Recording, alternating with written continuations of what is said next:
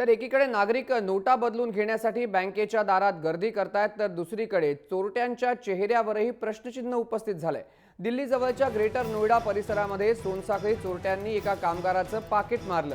चोरटे बाईकवरती असल्यामुळे तात्काळ पळून गेले, मात्र बाईकवरच त्यांनी पाकिटातील पैसे पाहिले। त्या पाकिटामध्ये 1500 रुपये होते, मात्र सर्व नोटा 500 रुपयांच्या। एरवी कोणीही 500च्या नोटा पाहून हरवून जातो, मात्र चोरटे 500च्या नोटा पाहून चांगलेच वैतागले आणि त्यांनी बाईक परत वळवली आणि ज्याचं पाकिट मारलं त्या कामगाराजवळ नेऊन वैतागलेल्या चोरट्यांनी त्याचं पाकिटही परत केलं, पण त्याची मगरुरी दाखवत त्याला मारहाण देखील केली आणि त्याला कानशिलात लावून 100च्या नोटा का ठेवल्या नाहीत असा अजब जाब देखील विचारला। विकास कुमार असं या कामगाराचं नाव असून तो ग्रेटर नोएडा परिसरामध्ये काम करतो।